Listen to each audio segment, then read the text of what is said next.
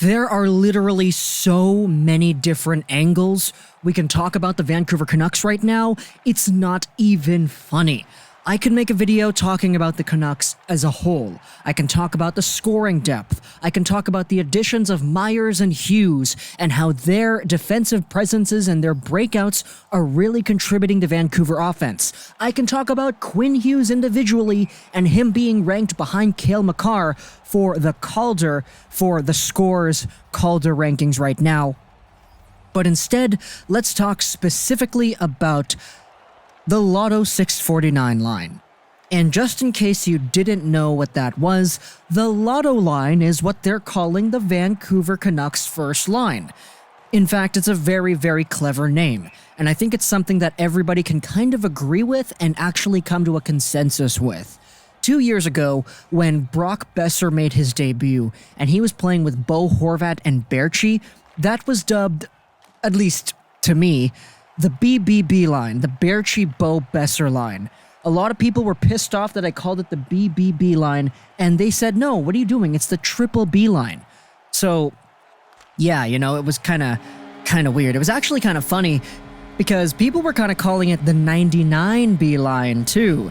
Just like the bus that goes along Broadway to UBC, you know what I'm talking about, but that's obviously a playoff of the West Coast Express because that was a legendary line in Vancouver Canucks history named after the train. So we kind of had this idea, okay, 99B line, the B line, the triple B line, the BBB line is what I called it. But now this first line of Miller, Pettersson, and Boeser, this is the Lotto line. Or you could just say it's the 649 line because Boeser is 6, Petey is 40, and Miller is 9. 649, if you're not familiar with that, is the Lotto brand that you can buy lottery tickets for. But let's talk about the Lotto line, because I think that they are probably the biggest story to come out of the Vancouver Canucks right now, and I don't really know if it's that close. Sure, Niels Hoglander had a Michigan goal earlier today, which I think is really, really cool, but just taking a look at it, the Vancouver Canucks right now are being offensively led by the 649 Lotto line. And I think it's not a surprise, but it's something that a lot of people didn't really expect. Because people knew that these three players would be good players, and that's pretty much what they've been. But for the most part, they've been so good that we kind of just have to look at it and just awe at how good these players are. Right now, Pettersson leads the team in points with 14 points in 11 games. The guy's at an assist a game. He has 11 assists and 3 goals. That is crazy.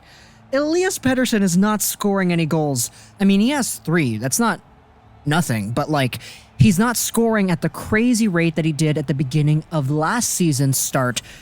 Instead, he's changed into more of a playmaker, Datsuk kind of player, back-checking really hard, coming back on the defensive pressure, and setting up his guys in front like a true elite playmaker can.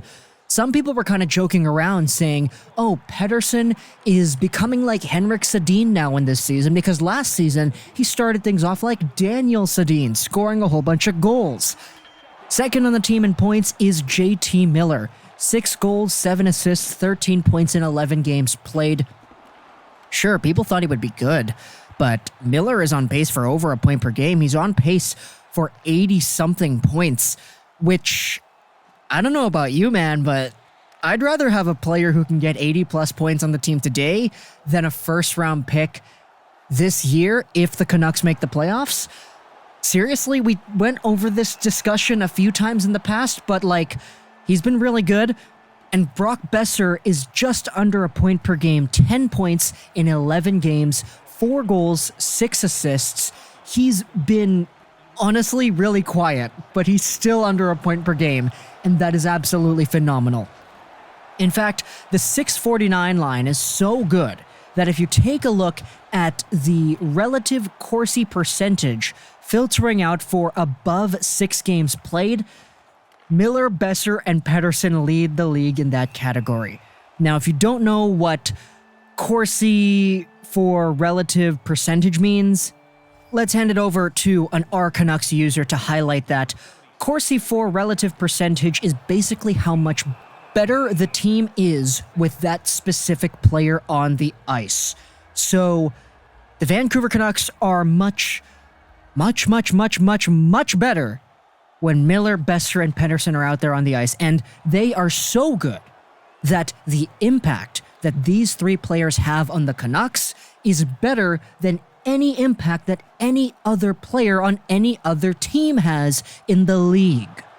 Now, you could say that that's because the Canucks, inherently, they're a poor team, and these players are good players, so the good players on the poor team make the poor team better. But the Vancouver Canucks have the best goal differential in the NHL right now, and they are so gosh darn high up there in the standings compared to where we thought they would be. Seriously, the Canucks are tied for third in the Pacific right now with Arizona. It's crazy. This team is too good. What the heck is going on?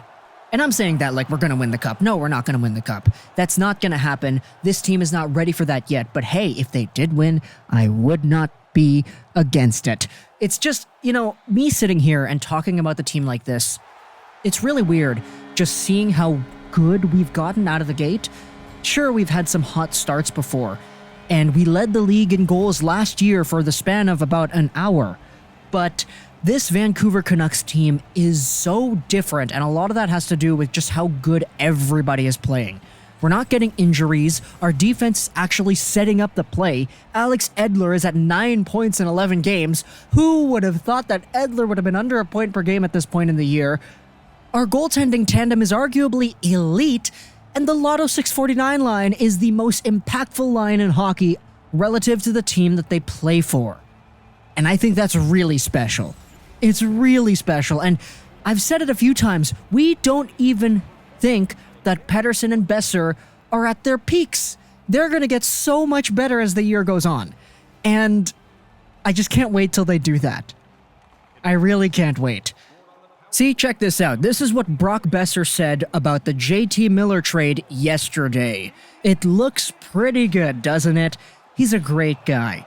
He's really good for some of us young guys. He's pushing us to play better and play smarter.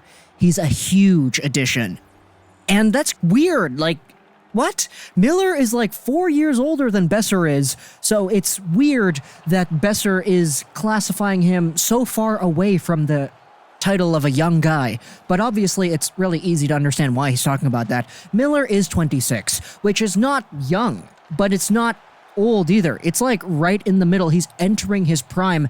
This is a player that's helping the team now, and one thing's for sure is that the impact that JT Miller has on the Canucks now is much better than the impact that a first-round pick in the 20s is going to have today, next year, in 2 years on the Vancouver Canucks.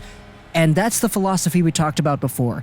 If you get a draft pick, you get a pick that you trade over to Tampa Bay, and that pick becomes a player like JT Miller, then you're doing really well. But that player is going to become JT Miller probably in like 2024, 2025, not now like JT Miller is right now. And sure, you would prefer all of your youthful pieces to grow up and hit their primes together, but Miller entering his prime now, what's that going to do for Petey? What's that going to do for Boeser? It's going to make these guys strive to be even better. Dare I say even Boeser. So having a Pettersson lead the charge offensively for the next few years is cool, but having a JT Miller alongside a Pettersson right now will just help Pettersson become a better player than he would have been if he didn't play with Miller at this point in time.